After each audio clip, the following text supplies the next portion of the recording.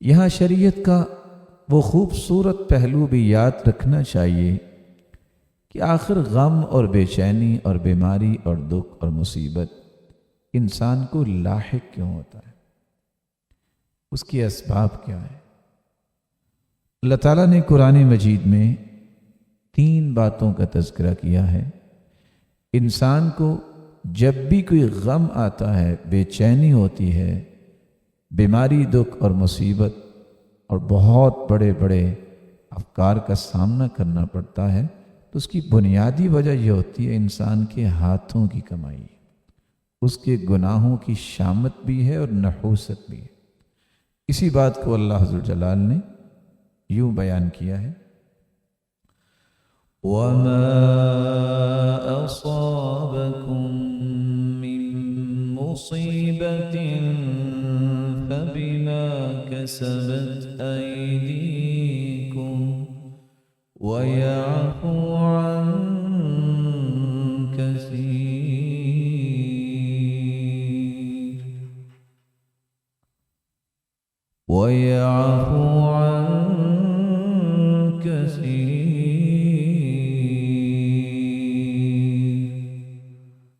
جو بھی مصیبت آپ کو پہنچتی ہے وہ تمہارے ہاتھوں کی کمائی ہے۔ جب انسان سے کوئی گناہ سرزد ہوتا ہے تو طے شدہ بات ہے اسے غم تو آئیں گے، اسے فکر تو لاحق ہوگی، اس کا چین تو چھن جائے گا، اس کی زندگی کا سرور ختم ہو جائے گا، اور اس کے دل میں جو خوشی ہے نیکی کی وجہ سے وہ ختم ہو جائے گی۔ کس طرح اس کے دل میں ایسے اندھیرے آ جائیں گے جس کے نتیجے میں وہ اپنی زندگی کو تنگ سمجھے گا، انقباض کی کیفیت ہوگی، لیکن پھر بھی اللہ ذوالجلال اکثر معاف کر دیتے۔ رسول اللہ صلی اللہ علیہ وسلم نے مزید وضاحت کر دی، صحیح الجامع کی روایت 5231، لن يهلك الناس حتى يعذروا من انفسهم، لوگ ہلاک نہیں ہوتے جب تک وہ خود کوئی غلط کام کر کے اس کے بارے میں خود سے دلائل نہیں گھڑ لیتے، یا ہلاکت کے لیے عذر نہیں پیش کر دیتے۔ ظاہر ہے جب رب کی نافرمانی ہوگی تو خوشیاں تو نہیں مل سکتی،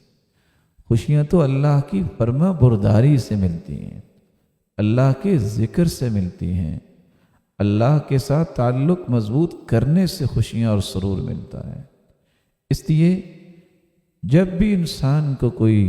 غم یا مصیبت آتی ہے تو اس کی پہلی بنیاد یہ ہوتی ہے کہ اس کی گناہوں کی نحوست اور شامت۔ اللہ تعالیٰ نے ایک دوسری بات بھی بیان کی ہے کہ غم بسا اوقات اس لیے بھی آتے ہیں، دکھ، کہ اللہ انسان کے گناہوں کو معاف کرنا چاہتے ہیں، ان غموں کو اس کے گناہوں کا کفارہ بنا دیتے۔ ارشاد باری تعالیٰ ہے، ما أصاب من مصيبة إلا بإذن الله ومن يؤمن بالله يهد قلبه والله بكل شيء عليم۔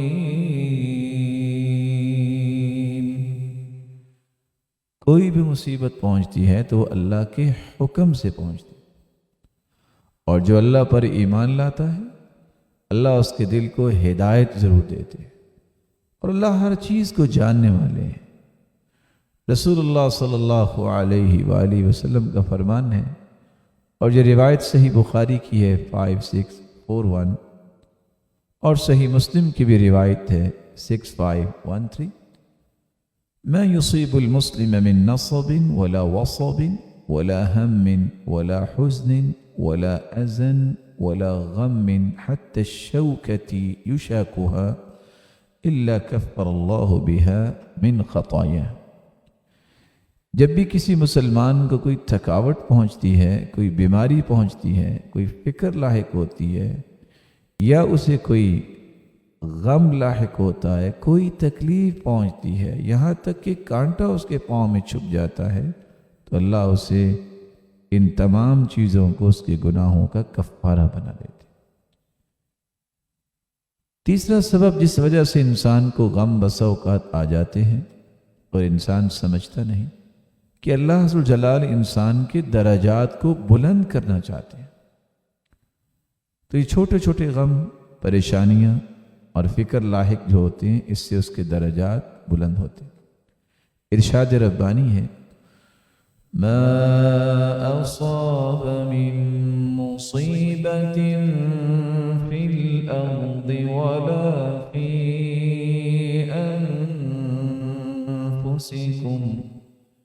إلا في كتاب من قبل أن نبرأها إن ذلك على الله يسير۔ ما اصاب من مصیبت فی الارض ولا فی انفسکم، زمین میں کوئی اگر مصیبت آتی ہے یا تمہیں کوئی مصیبت کا سامنا کرنا پڑتا ہے تو وہ اللہ نے کتاب میں لوح محفوظ میں لکھا ہوا ہے، اور اللہ عز و جلال کے ہاں یہ بہت آسان چیز ہے۔ اللہ نے تو کائنات کو پیدا کرنے سے 50,000 سال پہلے سب کچھ لکھ دیا، تو اللہ تعالیٰ نے لکھا کیا ہے کہ یہ مصیبت اس کو آئے گی، اور اس کے بدلے میں ملے گا کیا؟ سلسلہ صحیحہ کی روایت ہے 1599، ان الرجل لیکون له عند اللہ المنزلہ فما يبلغها العمل، انسان کا اللہ نے ایک مقام طے کر دیا ہوتا ہے اپنے پاس، لیکن اس کے اعمال اسے سپورٹ نہیں کر رہے، وہاں تک پہنچانے کے قابل نہیں ہے۔ فما يزال اللہ يبتلیہ بما یکرہ حتی یبلغہ ایاہ،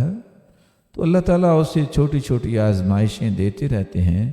یہاں تک کہ اللہ اسے اس مقام تک پہنچانا چاہتے ہیں۔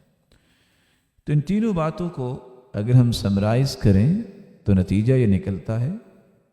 زندگی کے اندر مصیبتیں اور غم یا تو آتی ہیں انسان کے ہاتھوں کی کمائی گناہوں کی وجہ سے، یا اس لیے آتے ہیں کہ اللہ تعالیٰ اس کے گناہوں کو معاف کرنا چاہتے ہیں، اور ان غموں کو اور پریشانیوں کو گناہوں کا کفارہ بنا دیتے ہیں،